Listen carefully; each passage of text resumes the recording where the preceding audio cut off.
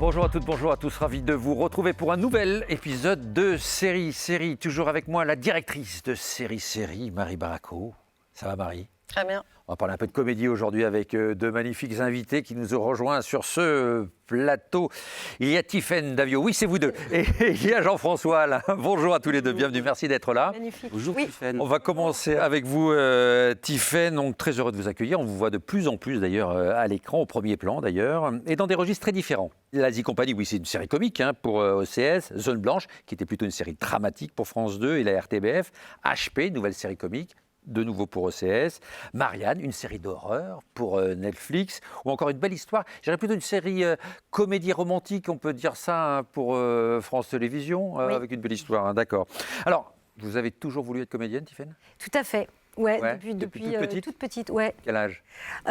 J'ai retrouvé un carnet pendant le confinement, Ah oui avec ça à faire, oui, où j'avais 7 ans et effectivement, je disais qu'est-ce que déjà tu veux faire plus tard? Actrice, ouais, donc c'est vieux, ouais. Et vous êtes passé par quel parcours? Alors du coup, vous avez tout de suite pris des cours ou vous vous êtes lancé? Je faisais des genres de mise en scène pourris, comme beaucoup d'acteurs et d'actrices, avec mon petit cousin quand j'étais tout petite, ce genre de trucs, où je lisais à voix haute, enfin voilà.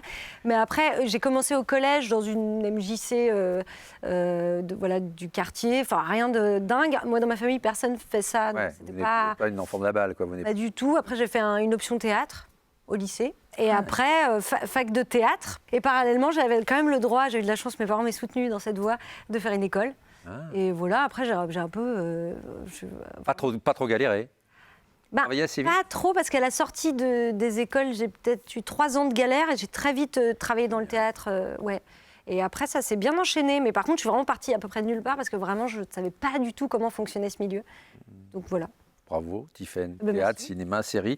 Et vous êtes là avec nous, c'est chouette. En face de vous, eh bien, un grand scénariste, Jean-François Alain. Scénariste ciné, scénariste télé. Vous débutez chez Canal comme auteur des Guignols de la grande époque. Ouais. Ce sera à Groland. Vous écrivez les spectacles de Patrick Timsit. Et vous allez d'ailleurs passer au cinéma avec lui en coécrivant Quasimodo l'Aile Paris. Puis au cinéma, ce sera bien sûr la fabuleuse série des OSS 117, dont le 3e, donc Alerte rouge en Afrique noire, toujours avec Jean Dujardin, mais réalisé par Nicolas Bedos, va sortir prochainement. Vous avez une date de sortie, vous ou pas? Pour l'instant, c'est le 3 février. C'est ça, hein? Voilà. On verra. On verra. Ah ben, écoutez, on verra. Pour l'instant, c'est maintenu. Oui. En tout cas, la raison pour laquelle vous êtes là, c'est pour parler série, Tiffaine. parce qu'il y a... De Tiffaine et de séries. Des séries de Tiffaine. Parce qu'il y a au service de la France, Oui. pour Arte. Donc on va y revenir avec Marie. Mais moi j'aimerais, comme pour Tiffaine, savoir d'où vient la vocation. J'ai vu que vous aviez fait une école de commerce, hein, c'est Oui, ça? parce que moi, j'ai pas eu des parents conciliants comme les parents de Tiffaine. Donc, moi, je voulais écrire aussi, comme toi, tu voulais être comédienne, je voulais écrire très tôt. Ah. Et donc, j'ai écrit dans tous les journaux quand j'étais au collège, au lycée, tout ça.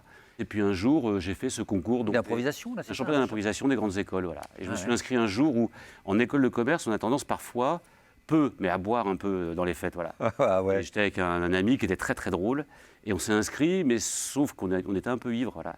Puis le lendemain, non, on était quand même vraiment inscrits, donc on est parti, c'était à Marseille, et j'étais avec ce pote qui était très drôle, et moi je suis quelqu'un d'assez timide, donc lui, en public, pas de souci, et puis il a été éliminé tout de suite, et moi je suis arrivé en finale, très bizarrement. Et c'est comme ça C'est le destin, ça. Voilà. Et vous avez été repéré à ce moment-là, grâce à ça? Par la radio. Oui. Par la radio. Ouais, Vous avez fait de la radio et Radio ensuite, France, voilà. à Nantes, oui. Et finalement non. Europe 1. Et après Europe 1, Voilà. ça n'a pas marché avec Europe 1, mais Du vous êtes tout. mis à écrire. Je me suis mis à écrire au départ pour un imitateur belge. C'était marrant parce que l'émission était présentée par Philippe Gildas, Ouais. que j'ai côtoyé après nulle part ailleurs. Enfin, Voilà. Alors Marie, on parle de comédie. Oui, parce que effectivement, ce que je trouve intéressant, Discussion somme, oui. C'est ça, moi. c'est un genre, quand on voit beaucoup de séries, qui est effectivement extrêmement dur à réussir. Et je trouve que ce soit en termes d'écriture ou en termes de jeu. Donc moi, j'aimerais bien qu'on en parle un petit peu de ce rythme si particulier qu'est celui de la comédie. Alors peut-être commencer par, quand vous recevez un scénario de comédie, en fait, Ouais. comment vous l'abordez? Est-ce Pour que ça soit drôle? Oui. Oui. Ça vous Ouais. fait rire ou pas quand vous le lisez au départ? Oui, bien sûr. Oui, quand même. Et puis, c'est les dialogues. Alors, et après, il y a plusieurs types il y a aussi le comique de situation et des choses qu'on peut trouver quand on tourne, etc. Mais les dialogues, c'est quand même un peu la base. Donc, des dialogues savoureux, c'est toujours très, très agréable. Et puis, on sait ce qu'on va pouvoir faire dessus. Et on le sent tout de suite quand c'est bien écrit, en général. comme le fait Jean-François. C'est très agréable parce que du coup, c'est vraiment de la confiture, quoi. Est-ce qu'on peut rendre drôle quelque chose qui n'est pas forcément drôle sur le papier? Moi, je trouve que parfois, je suis étonnée d'être persuadée que ça, je vais y arriver, que ça va être super drôle et d'autres trucs moins. Et en fait, une fois qu'on l'a tourné, une fois qu'on le voit, il y a des séquences sur lesquelles j'aurais vraiment misé à fond. Et en fait, c'est pas les plus drôles. Et inversement, ouais.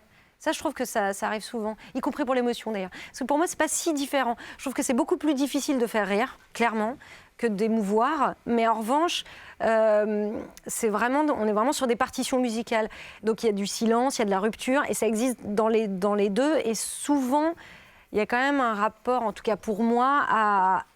on peut toucher aussi les gens par la comédie. Enfin, c'est pas purement... triste ou drôle, et que c'est souvent un peu comme dans la vie, et que finalement on rit quand même souvent de situations qui sont pas, pour le personnage en tout cas, toujours drôles pour lui à vivre.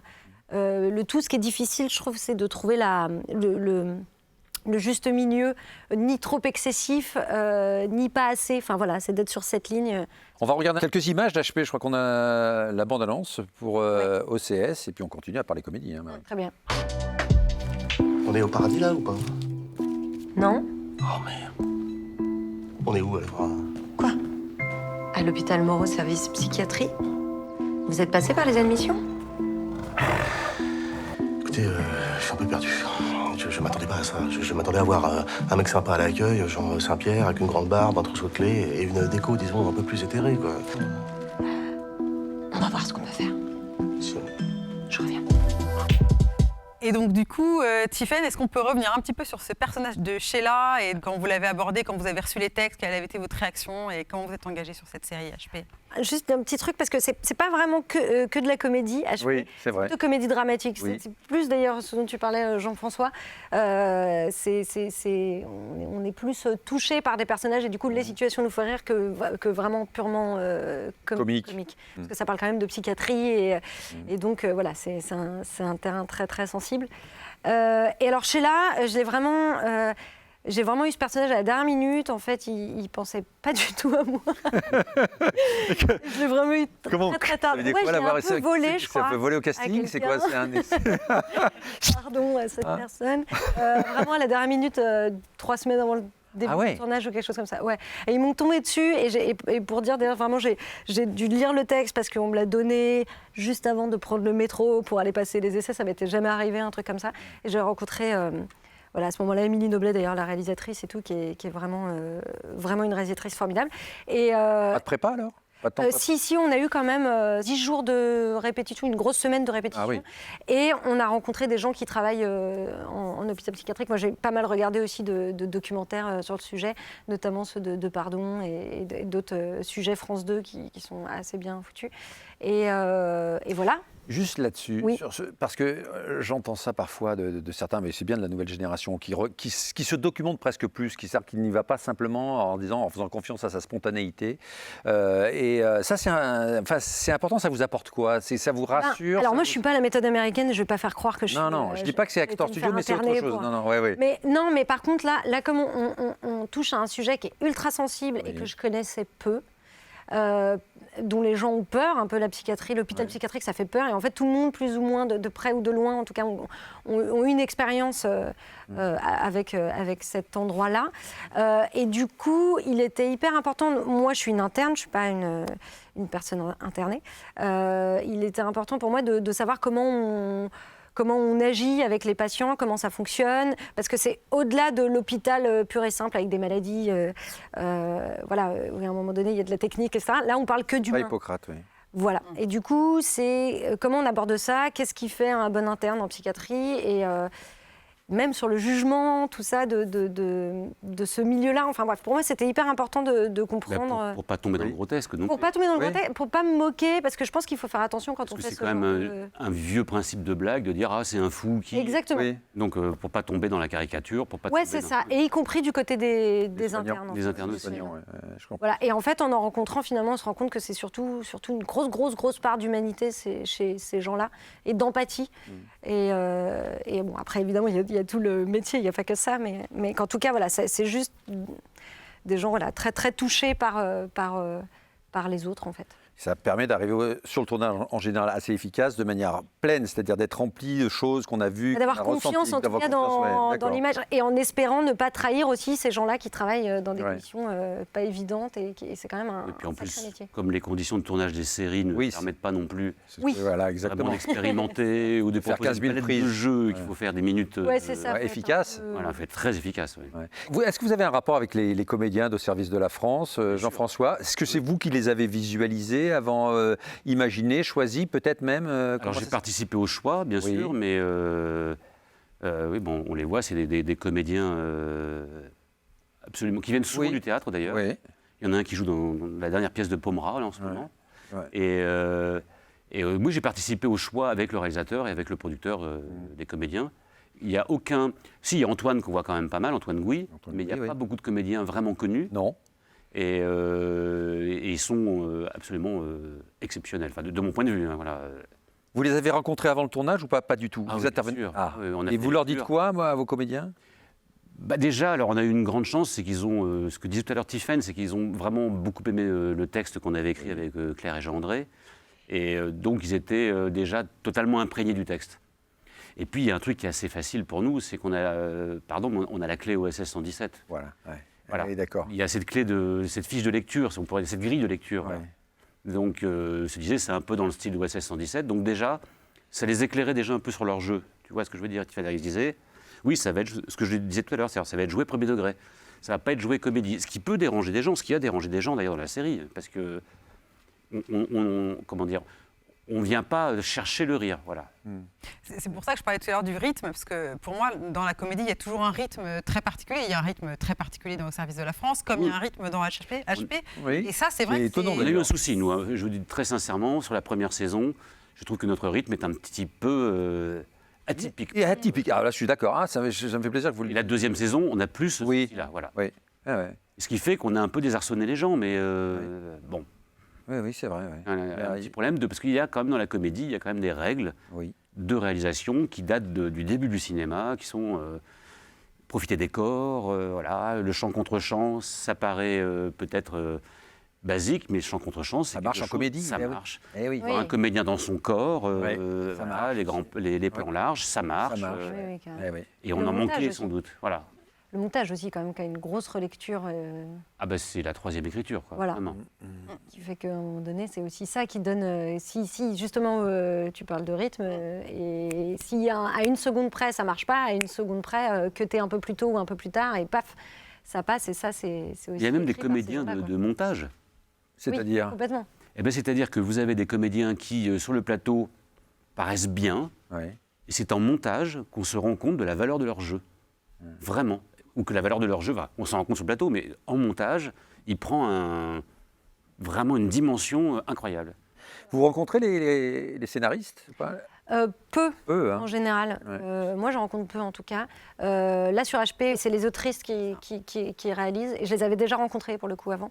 On a pas mal bossé avec elles aussi en lecture à la table, etc. Mais sinon, non, malheureusement, pas assez, je pense. C'est dommage d'ailleurs, je trouve que on devrait plus être tous ensemble. Non, oui. Mais oui, mais Et c'est vrai. encore, en Par la série, main. c'est beaucoup plus. Ça arrive. beaucoup de temps en plus que. On les voit beaucoup plus qu'au cinéma. Ouais, Au cinéma, on complètement. les voit, On les voit jamais. Non, au pas cinéma. du tout, c'est vrai, Non. c'est inexistant. Et ça, c'est quelque chose qui commence à prendre un peu plus corps maintenant d'ailleurs, le fait que les comédiens, enfin les auteurs regardent les comédiens, écoutent les comédiens lire leurs textes, et puis il y a des séances comme ça qui se montent de plus en plus Ouais. sur des gros projets de séries, de Ouais, mais je lecture au pense que ça préalable. rend ça plus qualitatif. Mais Et toutes du les coup, de la lectures- même manière, Jean-François, quand vous avez écrit avec Claire Le Maréchal et Jean-André Yerlès, est-ce qu'il vous est arrivé de vous lire les dialogues, d'essayer de leur donner vie entre auteurs ou pas Mais du tout? évidemment. Oui, c'est ça. Ah mais évidemment. L'habitude d'écrire pour les Guignols, quand je bosse au Guignol avec Benoît Delépine et Bruno Gassio, on imitait toutes les voix, évidemment. Mal, moi les imiter, parce que chaque personnage a son phrasé, son vocabulaire, sa façon de bouger. Et quand j'écris ça au service de la France avec Jean-André et Claire, ou quand j'écris OSS tout seul, bah, j'imite tous les acteurs, bien sûr. Même si j'ai tous les personnages, pardon. Alors du Jardin, je l'imite, Oui. voilà, parce que je sais ce qui... Non pas ce qui va marcher, mais je sais ce qui va dans sa bouche. Je sais s'il dit qu'est-ce que c'est Stambouillamini ? Je sais qu'Embouillamini, ça va bien du jardin. C'est quand même un mot un peu curieux, mais voilà. Alors, on dirait que c'est une drôle de table. Voilà, c'est une drôle de façon de parler. Voilà. Oui, tout à fait, c'est son rythme. Ouais, C'est bien. Et oui, bien sûr, toujours. Oui. C'est pour ça que je pense que dans la série, les dialogues étaient assez vivants et typés. C'est-à-dire entre Callot, celui qui est en noir là, qui lui est le parano obsédé par les pays de l'Est, qui vit donc à une façon très saccadée de parler avec des revirements dans les phrases. Moulinier qui est à gauche, qui est beaucoup plus populaire. Enfin, voilà, il y a. Oui, bien sûr, on joue tout ça. Comme quoi, les comédiens amènent quelque chose forcément au texte, parce que la manière de dire un texte peut tout changer sur le texte. Mais même la deuxième saison a profité de la première saison, et c'est très dommage. Parce qu'après, on écrit pour des gens. Ben voilà, c'est ça. Et puis il y a aussi, il faut dire ce qui est, des acteurs qui déçoivent. Il y a des acteurs qui subliment. Pourquoi tu me regardes comme ça, Jean? Alors, Nantiphène, c'est j'ai un problème à l'œil. Ça n'a rien à voir. Non, je regarde l'écran derrière. Et il y a des acteurs qui subliment et d'autres qui déçoivent aussi. Donc, il y a des personnages qui disparaissent un peu, ou qui maigrissent, ou qui animent. Avant de continuer sur le chapitre de la comédie, juste un mot sur Tiphaine Davio qui pleure. J'aimerais qu'on voit ce petit extrait de Zone Blanche. Et on va vous retrouver en gendarme, effectivement. Oui, jeune gendarmette, oui. Tiphaine Davio, Zone Blanche.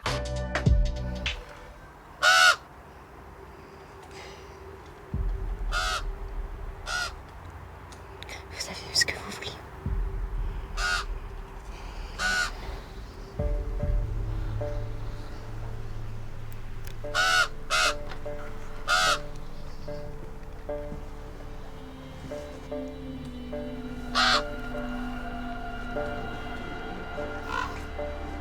Vous n'avez pas tiré quand même. Ça va.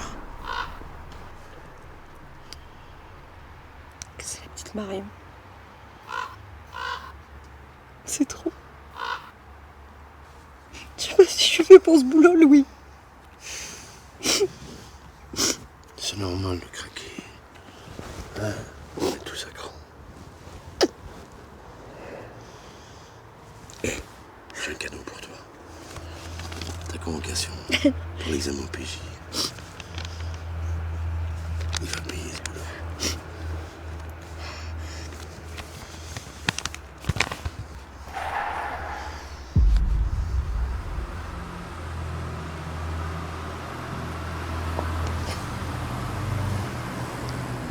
C'est pas bon ça.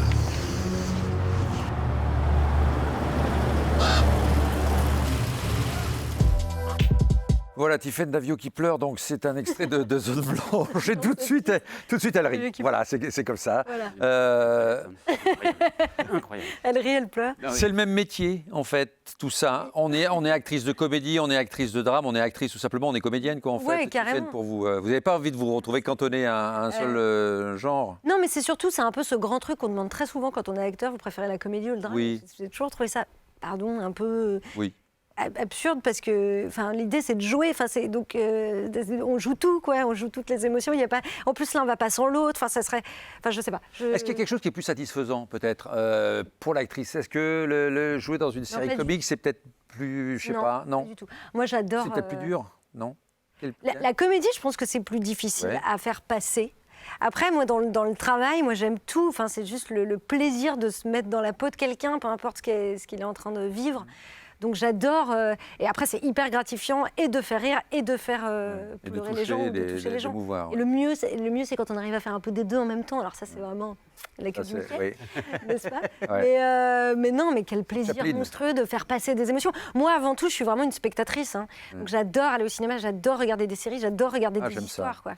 Moi, j'aime les comédiens, cinéphiles, sériphiles. Ah oui, non, mais carrément. C'est mon premier amour, c'est ça, en fait. C'est d'abord une spectatrice. Et donc, si je peux faire passer ça aux gens, mais quel kiff. Mais vous le faites passer. Bon, bah, Et quelle réaction quand vous lisez le script de Marianne pour la première fois? Parce que c'est quand même pas commun. Marianne? Oui. Moi, je connaissais déjà pas mal le travail de Samuel Bodin, en qui j'avais entièrement confiance. Notamment, j'avais déjà fait la Lazy Company pour lui il y a quelques années.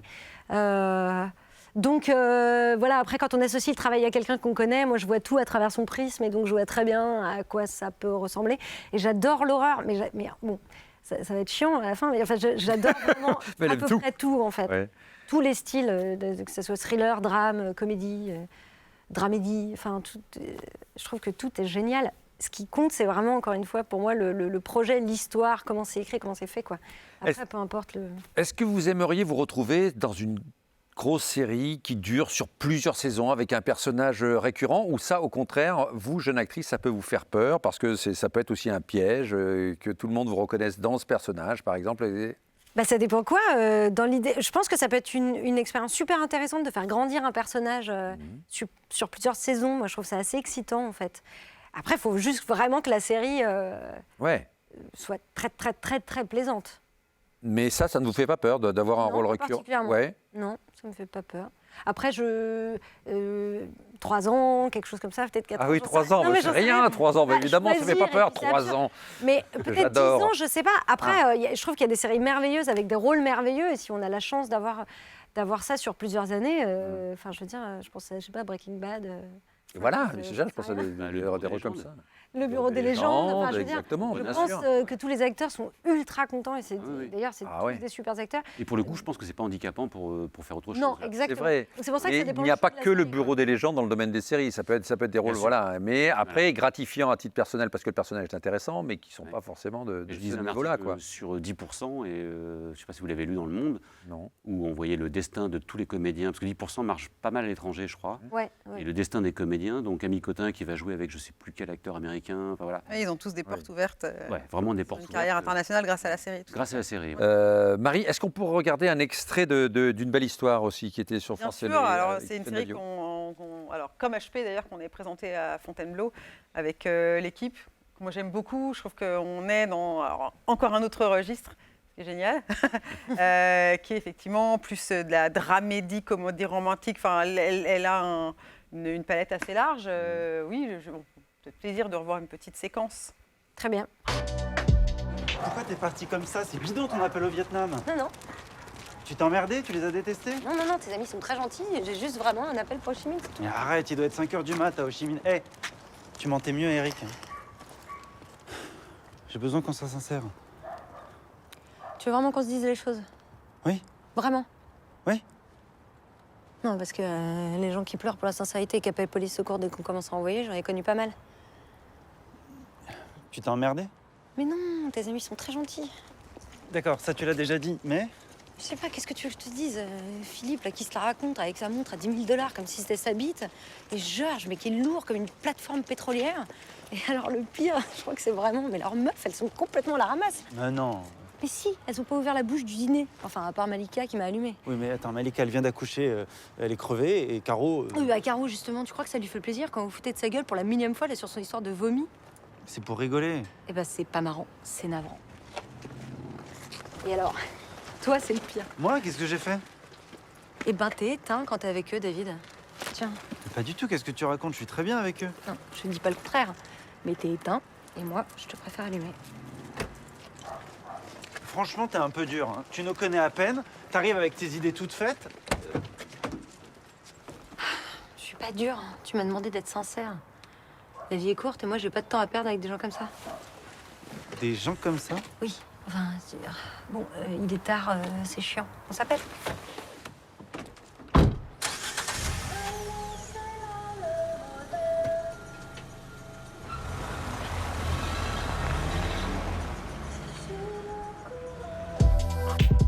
Du coup, la relation avec les différents auteurs, vous avez travaillé donc avec Frédéric Rivine, Ouais.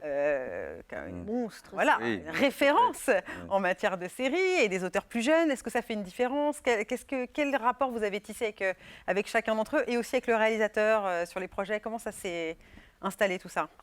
Oui, bien sûr, il y a une différence de génération.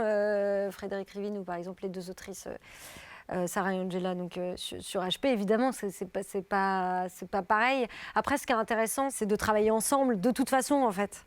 Donc voilà, il y a beaucoup à apprendre aussi de Fred, qui est un mec ultra intelligent, ultra brillant, et qui s'ouvre aussi beaucoup. Enfin, pour le coup, j'ai beaucoup travaillé avec lui. On parlait tout à l'heure de savoir si on rencontrait les auteurs, et Frédéric était vraiment présent très très souvent. On a fait des lectures ensemble, etc. Donc ça, c'était assez agréable de travailler avec lui et d'apprendre un peu aussi de son expérience à lui.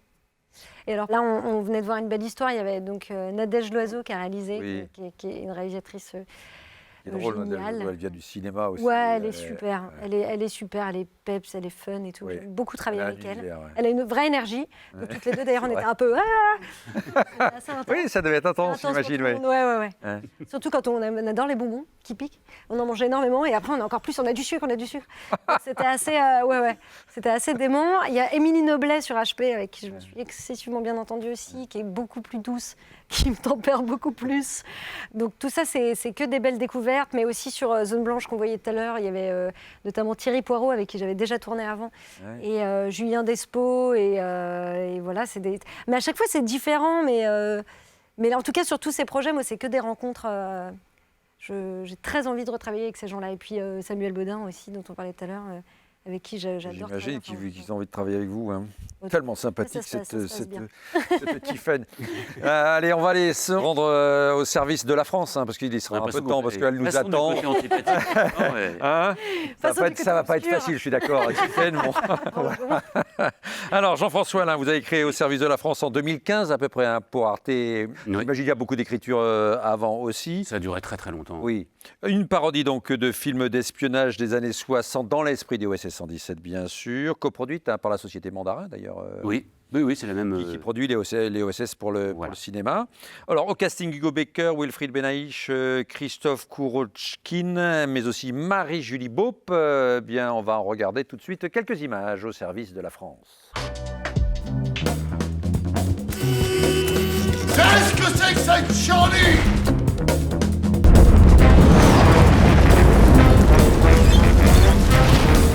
Messieurs, on y retourne. Pourquoi nous? Parce que vous êtes les meilleurs. C'est vrai qu'on a tendance à l'oublier. Et si on leur montrait ce que c'est que des espions français? Droitier ou gaucher? Droitier. Droitier. Ambidextre. Je pique quel bras alors? Les deux. Tous les jours, on fond la catastrophe. Ils ont rangé des chaussures par paire. Nous avons organisé une petite collecte pour fêter la promotion de Marie-Jo. C'est sans doute un nouveau vice de procédure. Quel est le cadeau prévu? C'est une gaine de maintien. Ah. Oui, parce que... Strazui, camarade André. Ce détecteur de vérité est infaillible. Voulez-vous entrer au KGB? Oui.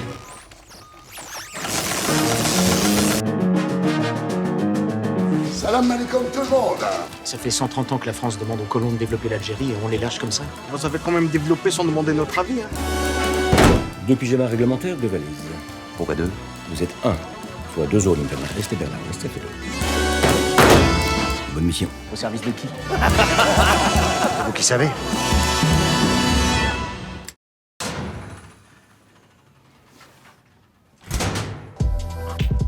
Du coup, est-ce que vous pouvez nous raconter la jeunesse de la série, Jean-François? C'est long.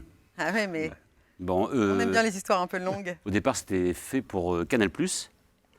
Et ça a duré très très très très longtemps. Et c'était l'époque où Canal+ avait à peu près tous les projets de série. Donc il y avait une sorte d'entonnoir. Et je ne sais pas, on a eu l'impression, avec Jean-André Claire et avec le producteur Gilles Deverdière, on a eu l'impression qu'ils aimaient, qu'ils aimeraient aimer, mais qu'ils n'aimaient pas. Enfin, je sais pas. Donc pas suffisamment pour dire oui, mais pas non plus insuffisamment pour dire non. Voilà. Il faisait beaucoup de reproches à la série que je peux tout à fait entendre, avec lesquels je ne suis pas d'accord, mais que je peux tout à fait entendre, notamment sur le manque de comédie de la part du héros principal. Donc voilà, donc ça ne s'est pas fait Canal+. Et puis le producteur nous a dit, je pense que Arte sera intéressé. Et Arte est intéressé immédiatement. Voilà. Ce qui n'était pas si... Enfin, c'était génial, mais pas très simple, parce que ce ne sont pas les mêmes budgets. Et oui, parce que ça doit être onéreux, donc, parce qu'il y a une reconstruction. Ah ben oui, historique. forcément. C'est-à-dire que là, il faut évidemment se rendre compte que tout est d'époque. Ouais. Et donc, je ne sais plus, j'ai eu une discussion une fois avec un directeur de production de la deuxième, des 2 saisons d'ailleurs, qui me disait qu'à partir du moment où on était en époque, le coût d'un figurant, alors je n'ai pas du tout la notion, je m'en souviens plus, mais enfin, tout est beaucoup plus cher, parce que la coiffure, c'est beaucoup plus cher, les fringues, c'est beaucoup plus cher. Tout est beaucoup plus cher. Et heureusement, le numérique a fait quand même des progrès hallucinants, et franchement, il y a beaucoup d'effets visuels dans la série, beaucoup d'effets numériques.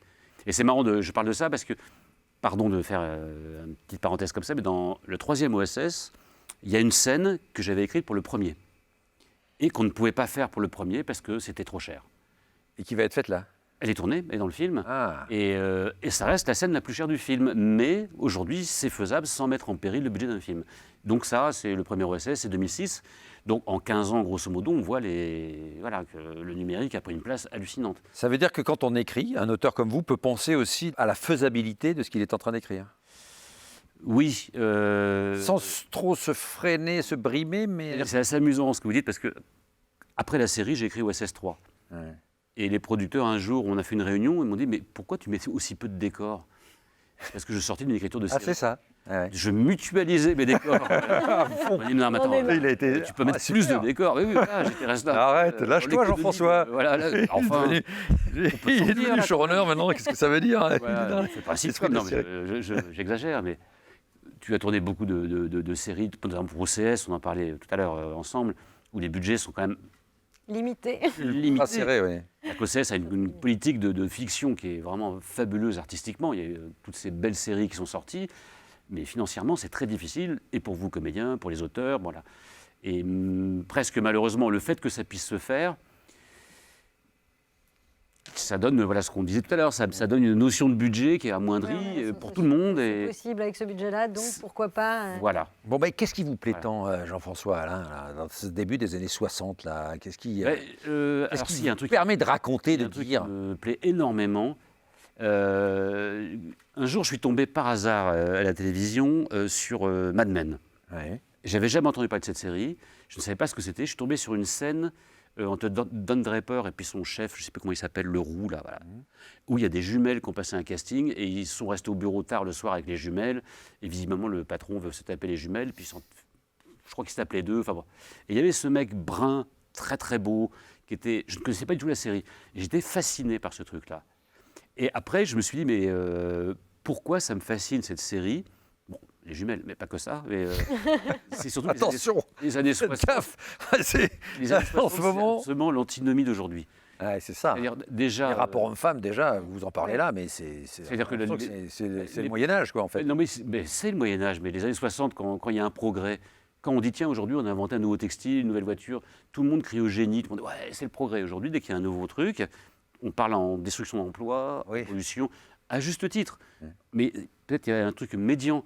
C'est aussi... il y a un truc qui m'amuse, c'est que mes parents me racontent que les années 60, pour eux, c'est pas du tout ce qu'on en raconte aujourd'hui, parce qu'aujourd'hui, on a mélangé années 60 américaines et françaises, avec toute cette culture américaine qui nous a quand même... submergé un peu. Voilà, complètement. On imagine que c'était American Graffiti. Non, en France, pas du tout. En France, c'était un pays en pleine reconstruction. Il y a eu... c'était un pays quand même qui sortait d'une guerre détruit, pauvre, enfin voilà, c'est très rural, enfin, c'était pas du tout... Donc ça m'amuse de jouer de ce contraste-là. Et puis c'est encore une époque où la France, grâce à cause de Gaulle, se pense être une puissance... Oui, bien sûr. Et donc ce ridicule est incroyable. Ouais. Et tout ce qu'on vit aujourd'hui prend naissance là-bas, parce que la décolonisation, 58, la Mauritanie, puis après tous les pays africains, la façon dont est traité l'islam à l'époque... il est forcément lié à la façon dont l'islam est traité aujourd'hui. Tout ça est intéressant. Oui, parce qu'à chaque fin d'épisode, il y a comme un petit propos politique, ou en tout cas politico-historique dans votre série. Oui. C'est important, ça J'adore ça. Ouais. C'est-à-dire que, pardon, je parle beaucoup d'OSS parce que je suis en plein dedans, alors il ne faut pas m'en vouloir. Mais dans OSS, l'autre jour, je disais à quelqu'un, mais OSS ne parle pas des années 70 ou... Enfin, un 81 pour le dernier, là. Je dis, ça parle d'aujourd'hui. Pour moi, ça ne parle que d'aujourd'hui. J'allais vous dire la même chose avec Au service de la France. C'est pareil. Ça ne parle que d'aujourd'hui. Ça parle de l'Algérie, ça parle de l'islam, ça parle de la colonisation, de la décolonisation, de la France-Afrique, de tout ce qui aujourd'hui est notre vie et a créé les soucis que nous avons aujourd'hui. Voilà. Est-ce que ce traitement décalé permet aussi d'aborder des choses qu'on ne pourrait pas évoquer de manière plus frontale à la télévision? Est-ce que c'est une manière aussi d'aborder par des chemins un peu plus détournés des choses qui peuvent fâcher quand même, des sujets politiques Oui, bien sûr. C'est une manière c'est un petit peu comme ce que je faisais au Guignol il y a longtemps. C'est-à-dire que les Guignols avaient des oripeaux de spectacles pour enfants avec des marionnettes grotesques, donc qui sont rigolotes quoi qu'il arrive. Et derrière, il y avait un texte. à plusieurs niveaux de lecture. Bon, c'est pas non plus, mais quand même, il y avait. Bon, moi, j'aime beaucoup les imbéciles comptent en deux. C'est un truc que j'adore. D'ailleurs, les gens sur deux, c'est un truc qui me fait beaucoup rire. Ouais. Et tous ces gens sont très sur deux. C'est la caractéristique de vos personnages. Mais j'adore ça, les imbéciles comme ça. C'est tellement bon. Ils peuvent affirmer des choses dingues. Le mec qui dit l'islam, c'est pas appelé à durer. Ces mecs qui parlent des complètement à côté de la réalité. À côté, aucun doute. J'adore ces trucs-là. Oui. Mais alors, Marie, ça me permet de rebondir sur un truc, ce que vous dites là, parce que toutes ces séries, alors que ce soit les séries OCS qui sont vraiment très chouettes, les séries Netflix, je parle en comédie.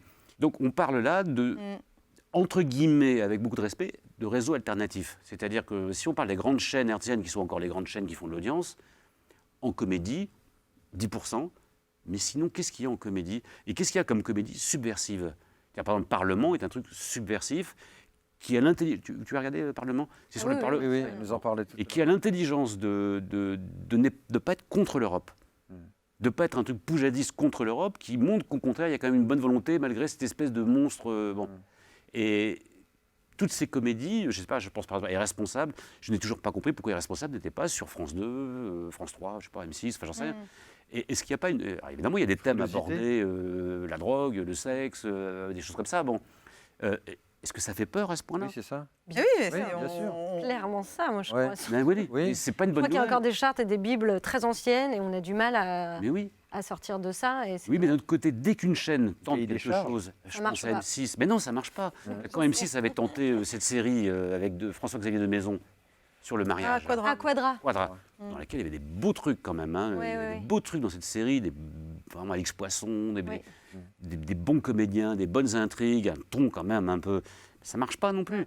Et voilà pourquoi on dit dramédie aussi aujourd'hui, pourquoi on ne fait pas vraiment de comédie, parce que la comédie, le drame, on pleure tous à peu près des mêmes choses, grosso modo. Je ne sais pas si vous avez vu Laetitia, de Jean-Xavier. la mini-série prodigieuse.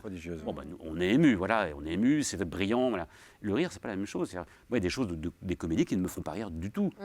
Et puis, moi, j'écris des choses qui font pas rire plein de gens aussi.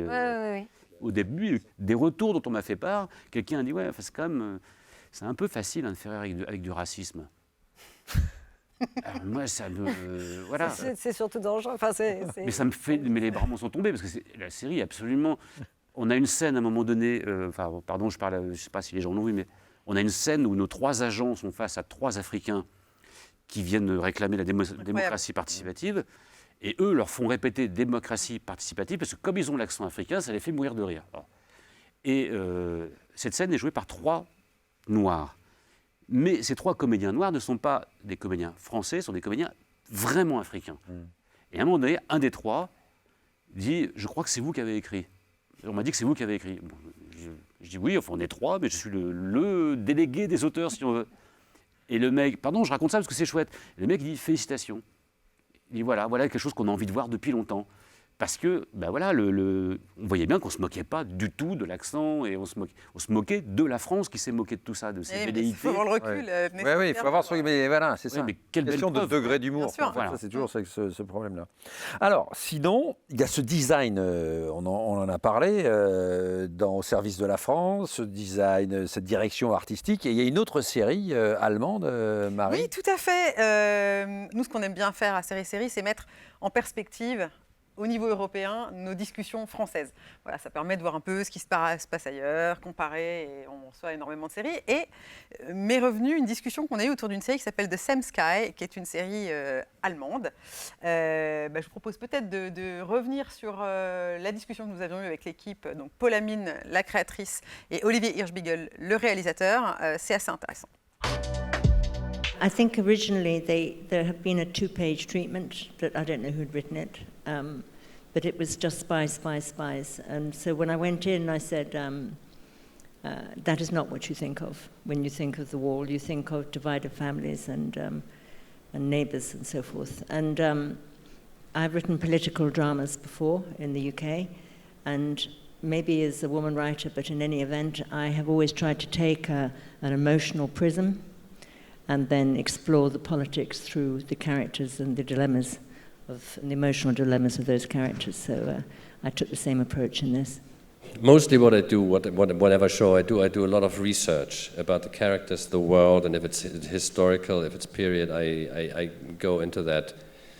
into their world by watching documentaries, reading a lot, looking at lots of pictures. Pictures seem to be the most important, the photographies. And by doing that in this case, of course, all my memories came back. And I remembered like how different it was, what it smelled like, what it tasted like. And I even went through my own photographs, of course, like me at that time in East Berlin, in West Berlin. And all that together helped to make this, I hope, to make this an authentic sort of piece of work that in a way is a bit of a document as well. Donc en effet, je pense que comme ils viennent de partager ces impressions-là, c'est difficile de parler de création sans émotion. Je ne sais pas ce que vous en pensez, mais... Alors émotion quand on crée ou... Oui. Oui. C'est-à-dire, à quoi faites-vous appel dans votre travail créatif qui vous appartient et que vous mettez dans vos projets, l'un comme l'autre? Mais moi, tout. Absolument tout. Tout. Et je pense qu'aucun projet n'a d'intérêt si c'est pas comme... Enfin, pardon, c'est très péremptoire, mais si c'est pas comme ça. C'est comme ça que ça touche les gens. C'est parce que c'est vivant, parce que ça a de la chair. C'est intime aussi, c'est personnel? Ah, tout. Ah, oui, bien sûr. Même dans une parodie, même dans une comédie. Et la comédie, c'est formidable. Il y a du Jean-François Alain. À fond. Ouais, Il y a beaucoup. Mais il y a du Jean André, il y a du Clair aussi. Oui, bien sûr. Bien sûr, à fond. Il y a plein de mes obsessions. Moi, je suis très fan d'Hergé. Oui. C'est vraiment marqué par Hergé, mais je suis... Tintin, donc. Hein, Tintin, il y a plein d'allusions à ce que faisait mon père, le milieu d'où je viens. C'est-à-dire il travaillait chez Renault, mon père. Et voilà, donc voilà, c'est les années 60 vues du côté des gens modestes et tout ça. Ah non, mais il y a énormément de choses, et même sur les histoires de couple c'est votre vie de dans la saison 2. Non, de couple en général, il y a... Je ne ferai pas l'analyse ici. C'est assez rigolo. Il va falloir revenir, Jean-François. Comment ça commence à le plan intriguer. collectif, parce qu'une série est une œuvre collective. Et je pense qu'il y a un aussi exemple quelque chose de fort qui... Il y a un exemple incroyable, c'est que, enfin, pour moi, hein, il y a une scène dans laquelle... alors, Tiffaine n'a pas vu la deuxième saison, d'accord, super. Et donc, à un moment donné... Elle est sur Netflix. Ouais, il y a une sorte de petite comédie musicale dans un passage. Deux amants qui se mettent à chanter, tout ça. Bon. Et ça, par exemple, c'est complètement plein de choses. Déjà, c'est le passage, donc c'est le passage Pommeré, on en parlait tout à l'heure hors antenne, comme on dit, à Nantes. Donc c'est Jacques Demy. Ouais. Ensuite, cette chanson, elle date de 1960 et c'est quelque chose qui me plaît beaucoup parce que c'est une chanson qui a gagné l'Eurovision, qui est une chanson, personne ne l'assume, c'est une chanson qui était sur le droit des homosexuels. Voilà, à une époque où c'était pas très simple d'être homosexuel. Et ça me touche beaucoup qu'un mec comme Jean-Claude Pascal, parce qu'aujourd'hui on sait, qui est homosexuel, mais était obligé de se cacher, de ne pas le dire, gagne l'Eurovision avec une chanson qui parle du droit aux homosexuels de s'aimer, tout simplement. C'est des thèmes qui me plaisent, quoi. Je trouve que... D'ailleurs, on parle beaucoup de ça dans la série, et c'est très éclairant, je trouve, sur notre pays, sur... ce qui est éclairant sur vous, en fait, là, d'un coup, et ce qui m'éclaire, c'est que vous en parlez de manière intime. En fait, on sent que ça vous touche intimement, et du coup, c'est ce qu'on peut retrouver, effectivement, en filigrane au service de la France, et notamment dans la fin de chacun de ces épisodes, où on sent qu'à un moment donné, vous dites quelque chose. Il y a la volonté de dire vraiment quelque chose sur l'époque. Cette scène, vous voyez, je vous coupe, mais cette scène quand il y a un de nos personnages dont on se rend compte qu'il est homosexuel et qui va expliquer ça, et il ne peut pas dire qu'il est homosexuel parce qu'il est fonctionnaire, en plus responsable d'agent secret, évidemment qu'il va être viré. Déjà, il a la risée du colonel qui le fait chanter. Et il y a une scène d'amour. Et on se rend compte que c'est un couple homosexuel, mais on n'est pas dans la cage aux folles. C'est deux garçons qui s'aiment, deux personnes qui s'aiment. Et ils se larguent. Et cette scène, je ne sais pas si vous vous souvenez, il y a un bar et on se rend compte que ce sont que des gens qui dansent. Et il y a des mecs qui s'embrassent. Et on comprend que c'est un bar homosexuel. Chez certains techniciens, quand les garçons sont embrassés, il y a des techniciens qui ont fait voilà. Et ben voilà l'intérêt de continuer à faire des choses comme ça. Et ça, c'était à tourner il y a 3 ans. Voilà. Voilà l'intérêt. Il y a encore beaucoup de travail. Mon pote Tim Seed qui a tourné une fiction là-dessus, qui était très chouette, je ne sais pas si tu te souviens, sur un père qui s'apercevait que son fils était homosexuel et on faisait chanter. Et ce jeune gamin, c'est un de ses premiers rôles, et à la cantine, des gens lui disaient « Pourquoi tu joues ça? Tu ne pourrais pas jouer autre chose ?» Donc, ça veut dire que oui, il y a encore des choses à faire. C'est pour ça que quand je dis parler des années 60, c'est de parler d'aujourd'hui. C'est une manière de parler de ces trucs-là. Et heureusement, les choses ont progressé quand même depuis cette époque. On va rester dans un ton optimiste. Parlons de l'avenir. Donc, du coup, après les années 60, oui, c'est vous, Tiffaine, l'avenir. Bien sûr, vous êtes l'avenir. Et donc, qu'est-ce qui vous attend là? Il y a des projets. Je sais que vous refaites un peu de cinéma aussi. Côté série. Côté série, donc il y a 2e saison d'HP.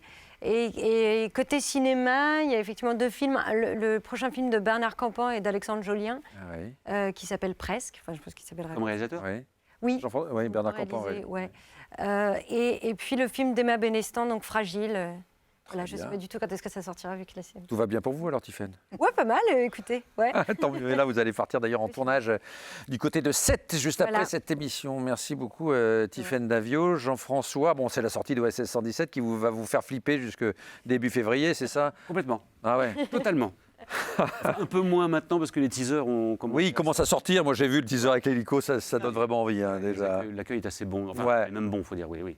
Ah bah, évidemment. Mais c'est flippant, évidemment. On croise les doigts pour vous, Jean-François. Merci beaucoup d'être venu dans cette émission. Merci de m'avoir reçu. Merci beaucoup, Tiffaine Merci Davio. Merci, Marie Baraco. Merci Pierre. Merci à la... Oui, merci. Tout le monde se remercie. Tout le monde se dit. La prochaine émission, ce sera... Prochaine émission avec Fabrice Gobert. Avec Fabrice Gobert, bien sûr, réalisateur, créateur. À une prochaine à tous dans Série. L'émission, bien sûr, c'est le cliffhanger, enfin bon, plus ou moins, de cet épisode. En tout cas, à la prochaine.